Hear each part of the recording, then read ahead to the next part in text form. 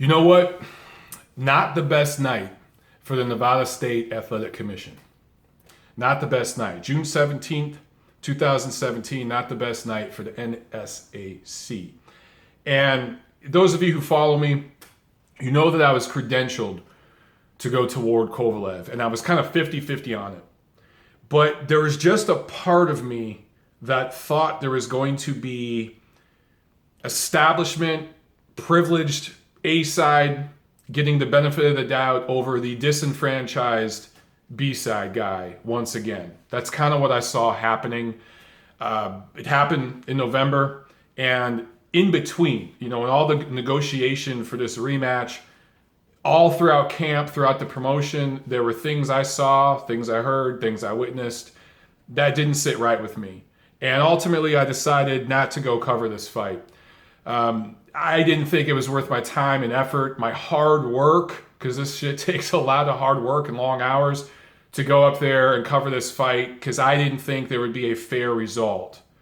And in the end, Andre Ward scores an 8th round TKO. That's how it goes in the books, at least at this point, over Sergey Kovalev. And Main Events just sent out a press release to us. In fact, it's titled Sergey Kovalev TKO'd by low blows. That's the title of this press release they just sent to us. They are going to file a protest with the commission. In fact, at the post-fight press conference, Kathy Duva was trying to speak, and there were a bunch of Andre Ward fans and friends and family that somehow had media credentials to this event. In fact, a lot of press row is just Andre Ward's friends and fans of his that got credentials. So I don't know what's going on with that situation. That's not right. But somehow a bunch of fans and friends and stuff got into the post-fight press conference and were booing and heckling Kathy Duva just when she started to speak. She seemed beside herself, and she said they're going to file a protest. I'm reading this press release they sent to us here, just talking about the different low blows, and apparently there's several that they've counted starting in the second round, which apparently Tony Weeks gave Andre Ward a stern warning for that first egregious low blow in the second round. So it started early in the fight and continued, but the warnings stopped. So you had a warning the first time, and Sergey Kovalev was given a break, I believe, to gain his composure after the borderline shot. And from that point forward, all the warnings stopped. And in fact, Ward went low a couple times, and Tony Weeks, Sergey Kovalev kind of bent over and motioned like he needed a break. And Weeks said, no, you ain't getting a break. Keep fighting. You're faking it, basically, is what he was saying. And guys, I want to make something clear before I go on here regarding the low blows. If this is the belt line, okay, right here, right? Because, the belt line's thick. And some trunks, the belt line's that damn thick. But let's say this is the belt line, and you have a punch land where half your glove is on the belt line and half is under the belt line. That's a low blow. Per the rules, belt line, right? It doesn't matter if this much of the glove lands below or this much of the glove lands below. If any part goes below, that's technically a low blow. And you're supposed to warn a fighter for doing that. And if the fighter doesn't respond to your warnings, to your direction as the ref. Remember, the referee is supposed to be in control of the fight. The fighters are not supposed to control the referee. If the fighter is not responding, if the athlete's not responding to your direction, you are supposed to take corrective action. That is how referees are trained. And Tony Weeks, I think, really, really had a poor night. And the low blows definitely had an impact. And we'll talk about the 7th round in a second. But I want to talk about Sergey Kovalev's mental state. Because to me, it seemed that by the 6th, 7th round, he had mentally almost kind of checked out. He seemed very, very frustrated and unhappy with the fact that once again, the establishment fighter, the network guy, was getting preferential treatment as he saw it in his mind. And basically boxing politics was having its way once again. And he was probably thinking in his mind, I can't win. What the hell? And he turned his back at one point. And the commentators, HBO, who I thought a couple of them, particularly Max Kellerman, had a really bad night at the office as well. I think he needs to go back and watch the fight again and learn a thing or two about some of the commentary. His job is not to be a fan. His job is to commentate the fight. And he didn't really do that as well tonight. But one thing they kept talking about is that Kovalev looked very, very tired and gassed. To me, he looked more frustrated. He looked more mentally checked out. And that's what Andre Ward does to fighters. He does some things that are borderline illegal, borderline, you're not supposed to do it. It's in per the rules of boxing, you're not supposed to do it. But it's kind of like the NBA right now where they don't call traveling, right? You're supposed to take less than 2 steps before you dribble in the NBA. And these guys now, I watched a few of these NBA Finals games. These guys were taking 4 or 5 steps before they dunked it or whatever. And the refs never called traveling. They just don't call it in the NBA. So in professional boxing, a lot of times now, guys clinch and hold a lot. It's rarely ever called. Low blows sometimes aren't called. Rabbit punches aren't called. You know, there's a lot of rules that some refs will let fighters get away with. And in this situation, in this particular night, Tony Weeks, who I normally think is a very good ref and does a very good job, was letting Andre Ward work a little below the belt line. Now, these weren't Andrew Golota versus Riddick Bowe low blows. I mean, he wasn't doing 1-2 combos on the guy's nuts the way Golota and some other guys we've seen have done.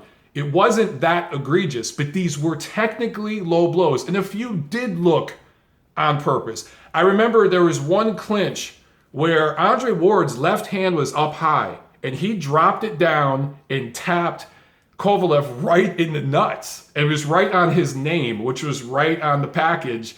And Tony Weeks didn't say a damn thing. So I do think that Tony Weeks, for whatever reason, just wasn't going to call the low blows. That's on Sergey Kovalev to do something about it. So we've got to be fair, everybody. There's a lot of people out there who are just upset at Andre Ward, upset at Tony Weeks, and you have a legitimate beef. You do. But Sergey Kovalev came into this situation knowing that he was the disenfranchised person here. Ward was the privileged person here.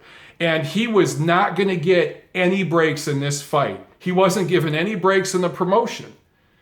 Ward and his side made demands to make the rematch happen. They were not going to do the rematch. And Main Events and Kathy Duva were going to go to court and sue Andre Ward in Rock Nation. And basically Kovalev just said, you know what? I just want to fight. Just make the damn fight. Give them what they want. And part of what they wanted, there was a few things that they changed about the finances and stuff, and that's been talked about and will probably be talked about a lot more in coming weeks with some of you guys who have learned about the purse situation and all that. But part of it was just having promotional control. Rock Nation, this was a Rock Nation promotion, okay? Through and through. They controlled everything. Main Events asked for neutral officials from different countries. They said no. Anything that Main Events asked for, Rock Nation said no. Sergey Kovalev came into this fight knowing that. The deck was stacked against him. He wasn't going to get a break. So it's up to him, when Andre Ward's fighting dirty and doing illegal things, to strike back. And if I were Andre Ward, or if I was John David Jackson in Andre Ward's corner, if I were Sergey Kovalev or John David Jackson in Sergey Kovalev's corner, I would have said, look, this next round, go out and punch this dude in the nuts. Go right up to him and give him a hard uppercut right in the nuts. He's doing it to you repeatedly. The ref's not stopping him. Go in there and give him one right back. And I tell you what would have happened. Tony Weeks would have instantly taken a point. It would have possibly cost Sergey Kovalev the decision. But guys, if you look at the scorecards after 7 rounds, what did I tell you was going to happen? All the shows I called into previewing this fight over the last couple weeks, and then several videos on my channel, I told you that the old guard establishment judges, Dave Moretti and Glenn Feldman, were going to score this fight for Andre Ward. Steve Weisfeld was the best of those 3 judges, and he was going to score the fight correctly. And at the time of the stoppage, I believe that going into the 8th round, the stoppage was in the 8th round. So after 7 rounds, Moretti and Feldman had Ward up 4-3. Absolutely atrocious scorecards. And Weisfeld had Kovalev up 4-3. Solid scorecard. Me personally, I had Kovalev up 5-2 after 7 rounds. And according to CompuBox, Kovalev outlanded Ward in 5 of the first 7 rounds. And that's pretty much, in close fights like this, you go with the guy doing the more work, the guy who's moving forward, who's pushing the fight, who's more active. And Kovalev was throwing more, landing more. He was moving forward. Ward was backing up a lot and just throwing counter punches. I'll say this for Ward. He looked a lot more powerful and a lot stronger in this fight than he looked in that last fight. I don't know what they did in camp that was different, but man, he hit a lot harder in this fight. He didn't budge Sergey Kovalev at all in that first fight. Didn't budge him. And in this fight, he was moving him, and he rocked him. And I think it was the 8th round before he ultimately stopped him. That right hand, which was a perfect, beautiful right hand shot from Ward, I got to give it to him. Man, I've never seen Sergey Kovalev rocked like that. And he's fought some big punchers in the light heavyweight division. Nobody's hurt him that bad. When you're getting pounded in the nuts for a few rounds, that might contribute. But man, Ward did something to work on his power because he looks strong. Whatever they're doing in his camp, I guess they need to keep doing it. But the bottom line is this. Kovalev was going to lose a split decision anyway. I told you guys, Moretti and Feldman were going to give the fight to Ward. And they were already on their way doing that, okay? I could see, by the way, 4-3 for Kovalev. Like I said, I had it 5-2. I could even see it 4-2-1 even. But I don't see how you have Ward winning any more than 3 rounds of those first 7 rounds. He clearly won the 4th round and the 7th round. And maybe you give him the 1st round if you're giving him the benefit of every doubt, which is what the judges did in the first fight. But how the hell could either of those guys have him winning 4 of those first 7 rounds? Just horrible scorecards. So Kovalev was going to get jobbed anyway. That's why when he was being fouled like that, he should have went right up to Ward and fought back, fought dirty back, punched him in the nuts back. Instead, he got frustrated. He mentally broke down, I thought. I thought the stoppage was premature. I thought that Weeks really, really blew the call. First of all, let's talk about the 8th round. A couple low blows. Kovalev looks for a break. Weeks doesn't give it to him. Ward capitalizes. He gets Kovalev looking a little sloppy, bad angle for Kovalev. Ward had the right angle, lands a good right hand, badly hurts him, immediately goes back down to the body. Gets him up on the ropes, lands 3 clearly low punches. And you guys will see all the videos and GIFs if you haven't already. They're out there on Twitter. You're going to be seeing them for weeks. They were clearly low. Tony Weeks was right there watching it happen. Fine, you don't want to call the low blows. You want to let all that go. Fine. But Kovalev had his back to the ropes. It was essentially being held up by the ropes. Per the rules of boxing, that's a knockdown.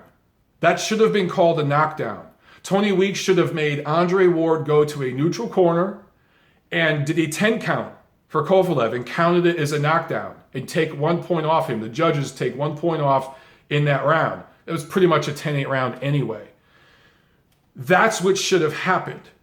To walk over there, let a guy get punched in the nuts 3 straight times, and then call the fight off because he's bending over because he just got punched in the nuts repeatedly. Guys, if you ever been punched or kicked or anything, kneed in the nuts, the first thing you do is bend over. That's a natural human reaction to getting hit in the nuts. That's what was happening. So Tony Weeks made just an egregious error in that moment. If you want to forgive him for letting all the low blows go before that, if that's just how he's going to ref the fight tonight, fine. But in that 8th round, he really blew that call. And for whatever it's worth, in the post-fight interview, Kovalev said that he wanted to continue. I didn't like his body language. I think, again, he mentally was frustrated and had halfway checked out. But he said he didn't want to stop. He said that he wanted to keep fighting, and I believe him. I think he would have continued. Now, the writing was on the wall. The damage had been done. And Ward was probably going to get a stoppage in the next couple rounds anyway. But Sergey Kovalev is a former champion. He's proven himself. He should be given the benefit of the doubt. So what's going to happen from here now? What's going to happen from here? I don't know what happens with Rock Nation and Andre Ward. Rock Nation's in trouble. They're going to lose money on this fight again. There were maybe 7,000 people. Maybe 7,000. And I've been told that by several people who were there. We'll see what Rock Nation puts out as far as the official number, but it was probably 7,000. There were entire sections that were empty at Mandalay Bay in Las Vegas. Keep in mind, they were drastically reducing tickets. The prices were pennies on the dollar from where they started from when this first thing came out, where they were trying to do mid-level seats at $1,200. So Andre Ward doesn't sell. He doesn't sell in Vegas. He's part of the Vegas establishment now with that comfortable commission, and he's protected there, and he could do well in that commission as far as his treatment. But he doesn't sell there. He doesn't sell tickets. He didn't sell tickets for the first fight in November. He sold less tickets for the rematch. We'll see what the pay-per-view numbers are, but maybe it cracks 200,000. I don't see how it does. I know there was an MMA fight tonight. There was plenty of baseball on. So there's other sports going on, and this fight was not promoted very well, which there was really no benefit for Ward to promote this fight well because his money was guaranteed. Promoting the fight well for him would help Sergey Kovalev make more money. So there was no incentive for him to promote the fight very well. So take from that what you will. Take from also regarding the drug testing. Andre Ward wanted drug testing delayed. It was supposed to start at a certain date before the rematch. According to the contract, both fighters signed in 2015. That deadline passed. It started well after that deadline. So take from all that what you will. But right now with Rock Nation, they're not making money. I don't know if they're going to be in boxing a year from now, but they have a guy now by default that's basically the pound for pound #1 fighter in the world. Regardless of how you feel about how this all went down tonight, and look, we can look at the co-feature with Guillermo Rigondeaux and Moises Flores, where that should have probably been a no contest. Rigondeaux grabbed Flores on the back of the head, landed 3 punches, the bell rang, his hands were down, bell rang, put his hands back up, they both threw punches after the bell, and Flores got knocked out with a punch, at least an athletic movement after the bell. And Bob Bennett of the Nevada Commission, after consulting with referee Vic Draculich, who didn't know what to do, they ultimately decided to give Rigondeaux a knockout win. Just a horrible night for the Nevada State Athletic Commission. And guys, why are they the gold standard? I've been saying for years that that's an establishment commission that is very insular and works like a teachers union or something. It's hard to penetrate. It's hard to get real information out of them. And tonight they mishandled several things. It wasn't just one official. It was several officials that mishandled things tonight. Can we stop acting like this commission has it all together? They don't. Be that as it may. Andre Ward now by default. I mean, look, Ward and Kovalev are 1A and 1B, pound for pound. He wins tonight. He's pound for pound #1. Rock Nation does have the pound for pound #1 fighter in the world. What are the options? What can they do with him? This is a guy who doesn't do massive pay-per-view numbers. He doesn't do sales. He can't sell out a venue in his hometown. Is that going to change after this fight, especially with the way it went down? The first fight had a massive asterisk next to it. He got the win, but there's a massive asterisk, right? Same thing with this fight. If you love Andre Ward and you're a big fan of his, you're going to love the results and you're going to ignore all the other stuff. But most objective observers, and if you're a Sergey Kovalev fan or you don't particularly like Andre Ward, you're going to look at this and be like, man, yeah, he got the W, but there's some fuckery going on here. So what do they do with this? Is Andre Ward going to become a big star? What's the other big fight at the light heavyweight division right now? That's Adonis Stevenson. Now we know that his management and Ward's management don't like each other. There's beefs there, right? So let's say they say bygones be bygones. Let's do business. Let's make some money together. Okay, but answer me this. Is Andre Ward going to travel to Montreal to fight Adonis Stevenson? Andre Ward's never done that. Never once in his career for a fight of that magnitude has he made any concessions to anybody. It's his prerogative, but he only signs the dotted line when he controls enough of the promotion and has enough of the benefits. It's a controlled situation for him where he can go in there and do what he does and it will work for him. If he travels to Montreal, if he travels to the UK, if he travels to Japan, Russia, whatever it is, he loses that. And possibly there might be a ref in there who calls him for low blows, who calls him for headbutts, who calls him for holding and hitting on the break. In the first fight, he grabbed Sergey Kovalev by the back of the legs and pulled up. I mean, that kind of stuff. He can get away with that in California. He can get away with that in Nevada. He's not getting away with that in Montreal. So is Andre Ward going to travel to Montreal to fight Adonis Stevenson? I highly doubt it. Is Adonis Stevenson going to be willing to come to Las Vegas, where he knows that he's going to be facing what Sergey Kovalev faced? I don't know. Maybe it can happen. Maybe there's enough zeros behind, the number on the check to get Stevenson to travel here. He has fought in America. He's got a fight. He's fought before in America. So it could happen. But is that a big blockbuster fight that does north of 200 or so thousand pay-per-views? No. Does that sell out a venue in Las Vegas? No. The only place that it sells out and does big, big numbers is Montreal. And I just don't see Andre Ward going there. If he does that and defeats Adonis Stevenson, you have to give him enormous credit. And if and when he does that, I'll be the first guy to sign on and give him absolute credit. At this point, though, he's pound for pound number one by default, and I don't think he'll sit on that perch long because I just don't know what kind of fights he's going to take, be able to take, be willing to take that can keep that position on lock. When you've got guys like Terrence Crawford, Vasyl Lomachenko, the winner of the Canelo-Golovkin fight that will be vying for that number one position. Remember, Chocolatito and Rungvisai are rematching September 9th. Most people, myself included, feel Chocolatito beat Rungvisai. If Gonzalez looks born again in that fight, maybe he makes another claim at pound for pound number one. So I don't know how long Ward sits on that perch. For Kovalev, he looked to me at times during this promotion and at times during this fight and post-fight like a guy who might be done with boxing. The politics of this sport have not been kind to him over the last year or so. He's made some errors in the court of public opinion.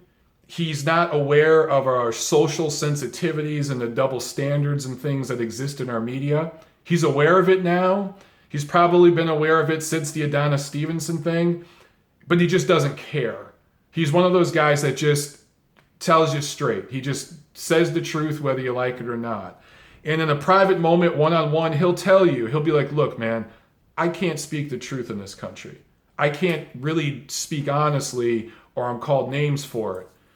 So the media hasn't treated him well. Some elements of the media have been apologists for him and his screw-ups, but that's a fringe element. The mainstream, he's fallen under the radar, and a lot of people have gone at him and attacked him for things that, plenty of other fighters have done very, very similar, much, much worse, and gotten a clean pass. So he's just not a very liked guy from a lot of the boxing media. The die-hard boxing press loves the guy because he is honest. He is a fun interview because he'll just tell you how it is. He doesn't put on a facade. He doesn't act one way in front of a camera and one way off camera. He just is who he is, And he also is exciting a lot of times in the ring. He wasn't very exciting tonight. He had a bad night.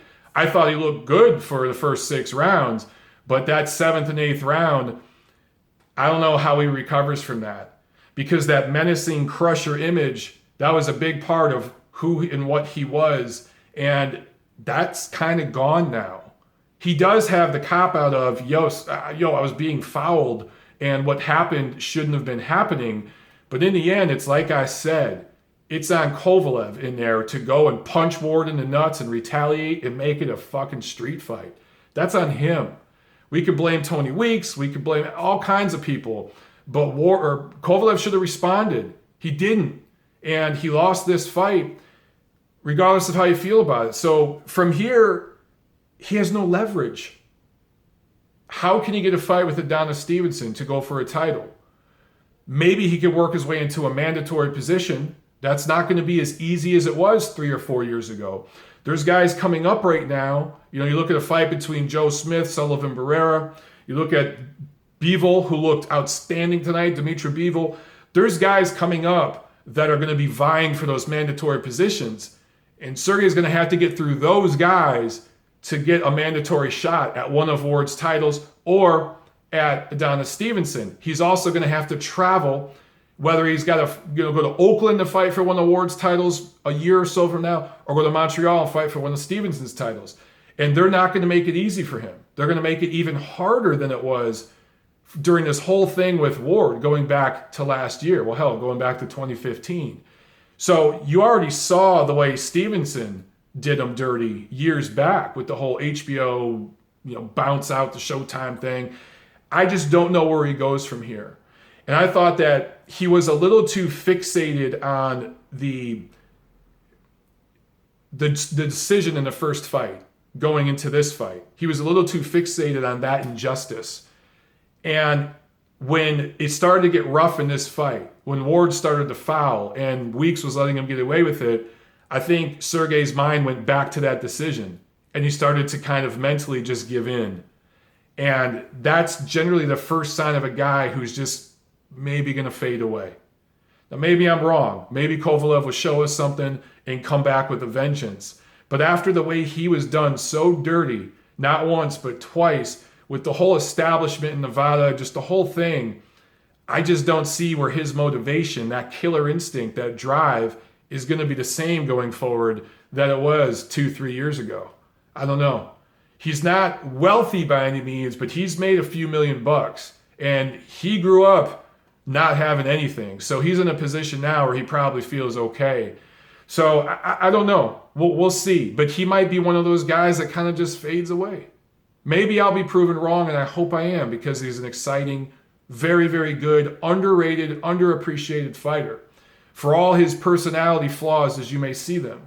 Now for Ward, and all his personality flaws and the fake phony facade that he puts on with the whole I'm a humble religious Christian guy thing, but there's things going on behind the scenes that aren't so Christian, that are benefiting him. Where does he go from here? We'll see. But the track record suggests that it's not going to be a whole lot of activity and a whole lot of top challenges back to back to back to back, fought on even terms. So again, I hope I'm proven wrong. The pound for pound number one fighter in the world right now is an American fighter. And he won a gold medal, the last American boxer to win an Olympic gold medal. There's a lot to like there for the American boxing establishment.